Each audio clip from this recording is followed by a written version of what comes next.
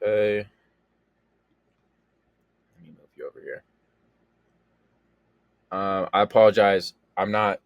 I noticed I've re-recorded this a couple times. I'm not great at like having my voice flow and like making fully sense. So I'm gonna try my best. But yeah, my research question was how were ancient Chinese astronomy practices influenced by Chinese mythology? Um, I really like going back in time and seeing differences in beliefs because of knowledge. So, like, I just think it's really interesting to go back and think about what these people were, how their brains were working almost. So, all right, now first, I want you to try to throw all prior knowledge you know about space and about anything other than Earth, what you can see right now. And I want you to try to put yourself in the shoes of these people and think about what you would think is going down if you had no prior knowledge. Normal lunar eclipse and a solar eclipse. If you didn't have any prior knowledge about anything in the universe, anything outside of this earth, you would probably think that the world's ending. You would probably think something crazy is going down from God, from heavens, from whatever. So it's just that's where my brain likes to put me when I think about stuff like this, and especially this topic. So that's why I chose it. So let's do it. So if we want to talk about ancient Chinese astronomy, we got to talk about the people doing it, the astronomers. So these guys, they had a lot to do. They had a lot of responsibilities. They had a lot of different things they had to do on a day to day, week to week, you name it.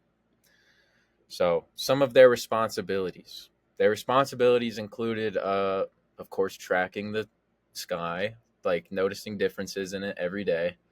It included calendars. It included being like a posse for the emperor.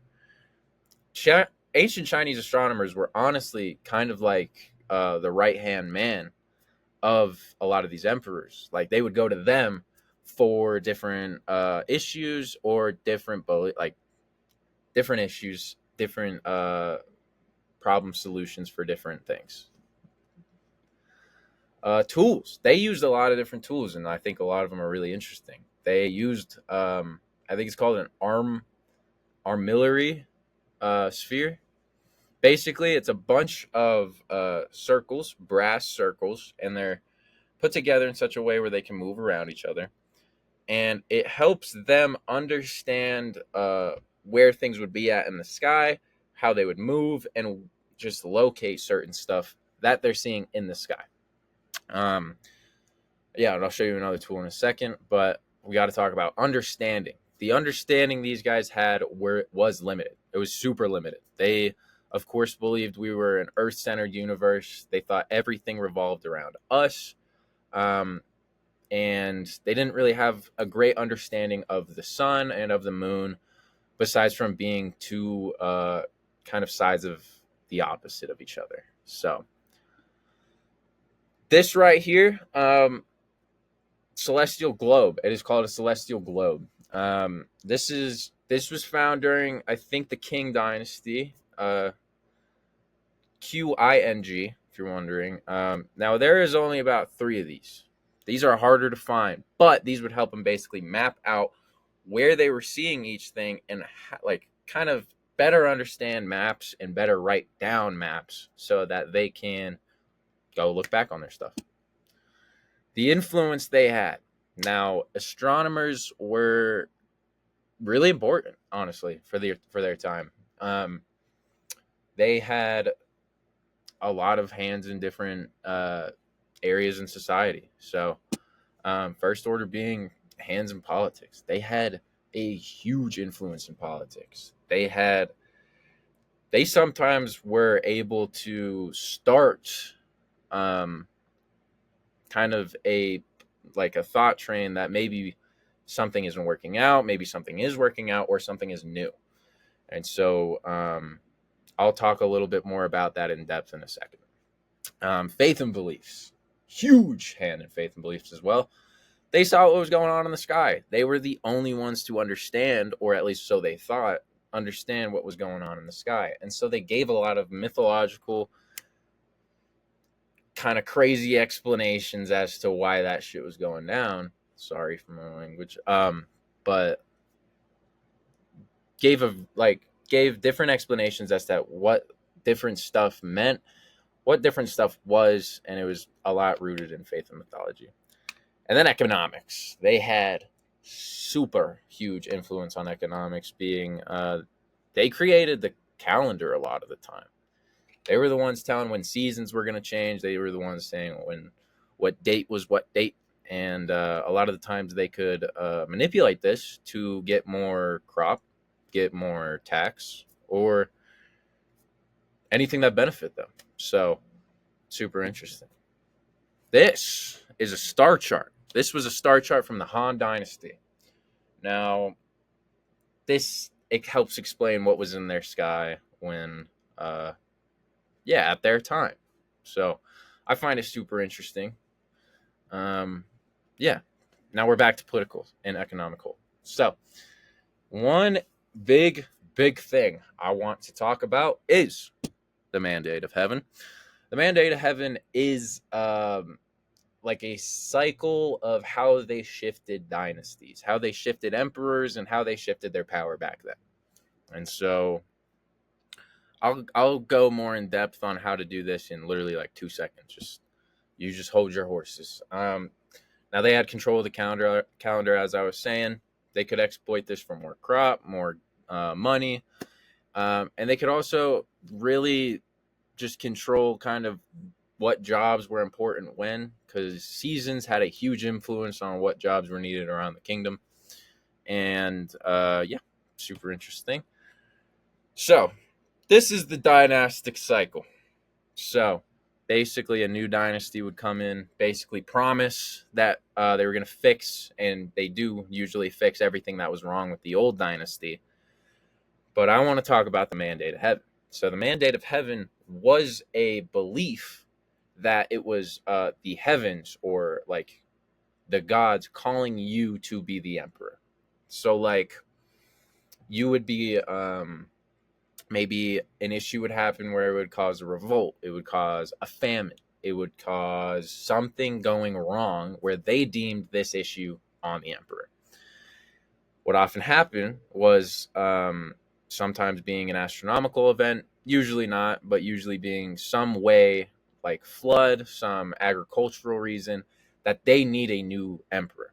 And so this new emperor would claim a mandate of heaven, claiming that the heavens sent him, yada, yada, yada, and that he would fix everything that was wrong with the old one. And that usually happened, but you can see how it just kind of cycles. And yeah, it's a pretty interesting cycle wheel for how they separated their power back then. Now we got to separate the two. Astronomy versus mythology. So astronomy, of course, is like the reality. It is kind of like how everything's happening. It's like, yeah. Mythology played a weird role. It was a why, it was a what, it was basically anything that you wanted it to be could be described by mythology. And so how it was used, how astronomy at least was used at its time, of course, it was just like a better understanding of the world they live in, where they live in, and how certain stuff works. The goal for mythology at this time was a lot. It was you can see it as fear mongering. You can see it as political obediency. You could see it as justifying tyrants or something like that. But the most prominent use of this was to justify what was going down in the sky and what was going down with all these kings and emperors and all that stuff. So I'm not going to spend too much time on this slide, but basically, this gives like a slight little timeline on these dynasties and how astronomy and mythology impacted kind of more specifically in a way. So the Shang dynasty was one of the more beginning dynasties for China, and mythology during this time was mainly used as like a way to make sense of astronomy. So it was they were if you hold up like one glass, like if you hold up one color glass and you hold up the other one, and you look through both of them, that was what the Shang dynasty was kind of trying to do, where they intertwined both. Um, and yeah, the Zhao dynasty was the dynasty where the Mandate of Heaven and all that emperor stuff started to really gain popularity and really start to cycle. Um, this was when they started understanding astronomy a little bit more.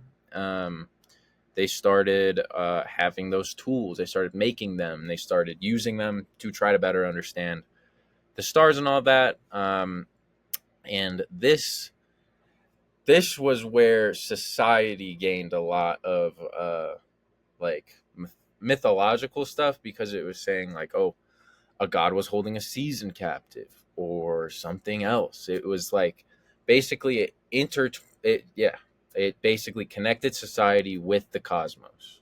Um, Now the Han Dynasty. The Han Dynasty was the probably like the boom of the astronomy stuff in Chinese mythology or in Chinese history. Basically, what it helped them understand was that, okay, we better understand all this stuff. How do we still believe in this mythology? How do we still um, kind of let our mythology keep our faith intact, but also make sense in a real, like how sense? You know what I'm saying? So like they wanted to better understand, like, say, if something from the heavens was being in the sky, how that was happening astronomically was also how it was happening mythologically. If that makes sense, I don't know if that does, but um, it gives as at least like a little bit of a I say excuse of an answer. So yeah, super interesting. Now, some examples we see today of all this stuff, and especially of um, the astronomical practices influencing their mythology, I point to yin and yang. They called the sun yin and they called the moon yang. Both are two complete opposites of each other, and their understanding of it was night, day, uh, winds, uh, temperature, all this stuff. And so they could understand that both they were opposites of each other, but they had to coexist to create everything because without night and day, the earth wouldn't thrive at all. And so they understood that um, with balance also comes like two sides of the same coin. And so that is one. It just gives a really, in my opinion, prominent example of how their astronomy influenced their mythology, and furthermore. Um, and I've been talking about it in. I actually don't know if it was this recording, but I've been talking about it. Eclipses were so interesting to me when researching this topic, because even past the Han Dynasty, they still thought like the sun was being attacked by a dragon and or demon.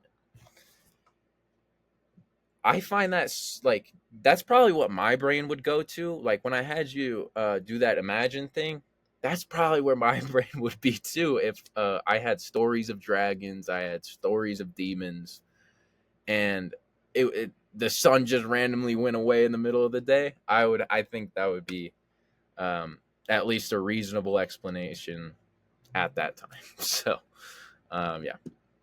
Thank you. Yeah, I apologize for if I did anything wrong during that